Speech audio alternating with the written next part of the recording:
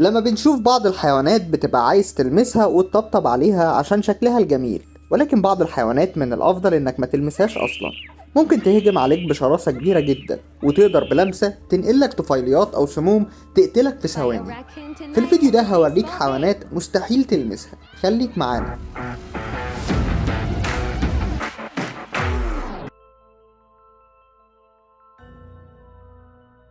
الكسلان مخلوق لطيف جدا، دايما وشه بيضحك وتحس انه مسالم قوي، وتلاقيه دايما بيطلع على شجرة او بيزحف على الطريق ببطء شديد.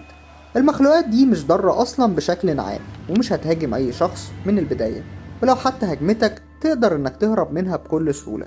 ومع ذلك اوعى تلمس حيوان الكسلان. الكسلان غير مؤذي ولكن خطير جدا. مخالبه اللي بتشوفها دي حادة وكبيرة ويبلغ طولها 7 سنتيمترات. عند الغضب حيوان الكسلان بيهجم بمخالبه وبيسبب جروح قطعية خطيرة جدا. حيوان الكسلان ما بيحبش حد يلمسه أو يزعجه بدون سبب، وقتها بيقلب مصارع وبيهجم بسرعة جدا. ده غير انه بيستخدم أسنانه في الخناقات. أكيد سنانه مش قوية ولكن أكيد مؤلمة. الحلزون مخلوق بطيء وغير ضار تماما. الحلزون عادة مش بيهاجم الناس، ولكن إذا تم إزعاجه برضه مش هيشكل أي هجوم على حد، مع إن عنده الأسنان اللي يقدر يهجم بيها ولكن ما بيهجمش. أمال فين الخطورة من الحلزون اللي قلتلنا عليها؟ بالرغم من اللي قلناه، ولكن لمس الحلزون ليه مخاطر كبيرة، لأن رخويات زي دي بتشيل طفيليات ضارة جدا زي الديدان المفلطحة. ولو مسكت حلزون وحطيت ايدك في بقك بعد كده هتصاب بداء البلهارسيا، وده مرض غني عن التعريف. أعراضه صعبة جدا، بتوصل لتدمير المعدة تماما والجهاز الهضمي. ده غير انه بيسبب الدوالي وانتفاخ الرجل واعراض صعبة تانية مش هتتحملها زي السرطان بعض الاعضاء. كل ده بسبب لمسك للحلزون. الحلزون العادي لو تجنبت لمسه هتبقى في امان، اما الحلزون المخروطي فموضوع مختلف. الحلزون المخروطي من بطيات الاقدام، ليها لون جميل جدا ومثير للاهتمام، وسمه قاتل جدا ولا يصدق. الصدفيات دي بتيجي معاها مفاجأة صعبة شوية. على قد حجمه الحلزون المخروطي كائن مفترس، بيستخبى في الرملة وبيستنى فريسته ويضربها بالحساسات اللي عنده وبيشلها بكل سهولة. الحلزون ده مش مهتم بالبشر، لأنه عارف إنه مش هيقدر يغلب كائن بالحجم ده. حتى لما بيتمسك ما بيحاولش إنه يعمل أي حاجة، ولكن أحيانا بيضرب بمحرابه على غواص أو سباح ممكن يضايقه أو يلمسه.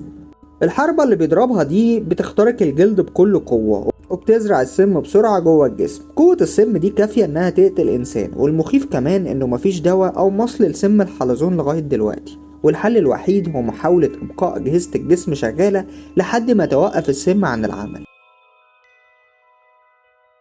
الراكون من ألطف المخلوقات اللي هتشوفها بحياتك. عنده ألوان مضحكة جدا وسخيف جدا في تصرفاته بشكل مضحك، وعشان كده بعض البشر بيربوا الراكون على إنه حيوان أليف، وبتنسوا في الأصل إن هو حيوان بري. الراكون حيوان مفترس جدا. على قد حجمه الصغير لما بيهجم بيشكل إصابات وجروح خطيرة. لو الراكون مسعور بيبقى الخطر مضاعف.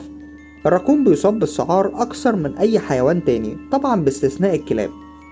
الراكون المسعور خطر جدا وأخطر من أي حيوان مسعور تاني. الراكون المسعور بيهجم على البشر بشكل عشوائي وبيصيبهم بالسعار. السعار مرض مميت جدا، عشان كده لما تتهاجم من راكون مسعور لازم تتطعم بشكل فوري. التمييز بين راكون عادي ومسعور سهل جدا. الراكون المسعور بيقف على رجله وبيخاف من المية جدا، ده غير ان هجومه عشوائي على اي بشري. المفروض انك ما تلمس اي حيوان لانه ممكن يعضك او يخدشك بمخالبه او اسنانه. كل شيء ابسط مع الحيوان اللي جاي، لانك ما ينفعش تلمسه او يلمسك نهائي من الاساس. لمسته قاتلة جدا. بنتكلم عن الضفدع الذهبي السام، اخطر ضفدع سام على مستوى العالم. سمه بيتم اطلاقه عن طريق جلده، مش محتاج انه يعضك او يخربشك. سم الضفدع الذهبي خطر جدا، يقدر انه يقتل شخص بالغ. للاسف الفيديو خلص.